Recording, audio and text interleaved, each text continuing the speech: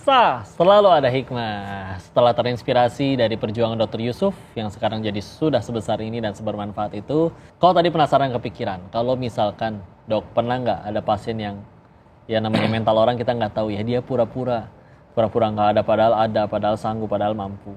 Ada mekanismenya nggak sih? Entah disurvei kah, atau ada list pertanyaannya kah, atau udah itu mah tanggung jawab dia nanti sama Allah aja? Ya. Tidak sedikit Ustaz. Ya, yang oknum, seperti itu. Tugas kita hanya memberikan edukasi saja, gitu ya. Artinya tetap yang namanya proses ijab qabul itu adalah sesuai dengan India. Ya, saya pikir berhusnuzon aja ya, gitu ya, berhusnuzon aja, gitu ya, bahwa mungkin ya beliau mungkin mampu, tapi saat itu dia tidak ada uang, gitu ya, seperti itu. Ya, jadi kalau saya pikir sih kita punya niat baik, adapun hal-hal yang lain kita serahkan sama Allah aja, Ustaz. Gitu ya. Insya Allah. Dan nanti juga nggak ada yang lolos dari pengadilan Allah juga ya. Betul. Alhamdulillah. Untuk itu dok, kita juga pengen minta dokter ini dong berpesan kepada semua yang nonton, lihat ke kamera. Ada nasihat apa nih buat yang mungkin rekan sejawat, profesinya sama, tapi mungkin ya misalkan ya, yang penting masih ngumpulin nominal aja. Atau juga mungkin terinspirasi, ngajakin orang-orang supaya pengen berbuat kebaikan yang sama. Silakan dok. Ya, ini nasihat untuk diri saya sendiri saja. Ya. Artinya bahwa hidup ini di dunia ini tidak lama ya, bahwa kita ini hanya persinggahan saja. Dan saya sebagai dokter melihat itu secara langsung ya, bahwa kematian itu tidak ada syaratnya, tidak harus tua dulu, karena anak kecil pun ada yang tenggelam meninggal ya, gitu ya. Kemudian juga tidak harus sakit dulu ya, karena banyak orang yang tadinya biasa-biasa ya, kemudian kecelakaan juga meninggal. Jadi memang yang namanya usia tidak ada yang namanya meninggal, tidak ada syaratnya, sehingga kapanpun kita harus siap ya. Betul. Untuk dipanggil oleh Allah.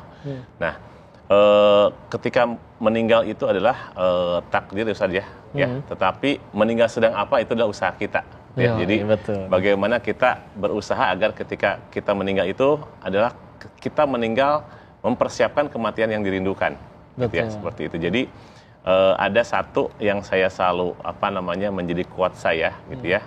Dunia ada tempat untuk mendebarkan kebaikan, ya, dan mempersiapkan kematian yang dirindukan. Jadi poinnya adalah kita persiapkan sebaik-baik mungkin ya untuk menghadap Allah dalam keadaan mudah-mudahan kita bisa husnul khotimah, itu Ustaz. Husnul khotimah, Masya Allah, Alhamdulillah. Kalau kau juga suka bilangnya kayak gini dok, mati mah pasti, tapi kan yang paling penting bukan panjang umur doang, tapi husnul khotimah. Nah, husnul khotimah ini bukan perkara mati karena apa, tapi mati sedang apa. Itu betul banget. Jadi kalau misalkan kok matinya karena apa? Karena COVID, tapi sedang apa? Sedang sujud rakaat terakhir, aman. Daripada kok matinya di masjid, keren juga, tapi sedang apa? Sedang nyolong speaker, jatuh ketimpa, nggak jadi aman. Ya, Masya Allah. Ini inspirasi banget dari Dr. Yusuf. Bahkan kau juga pengen mengutip sedikit sejarah di mana ketika Islam pernah berjaya di Persia waktu itu ada tempat namanya Bimaristan, yang kalau secara bahasa Persia artinya rumah sakit juga. Cuman di situ kalau orang masuk ke situ, satu, biayanya gratis. Dua, begitu keluar dikasih pakaian baru.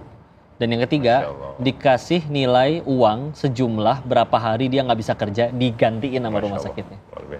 Demi Allah, silakan buka sejarah Islam. Ini pernah terjadi dan kenyataan. Kok sekarang kan juga rumah sakit atau tempat berobat juga canggih-canggih, bisa orang sehat, sembuh, iya. Cuman bedanya kalau zaman sekarang begitu lihat tagihannya sakit lagi biasanya ya.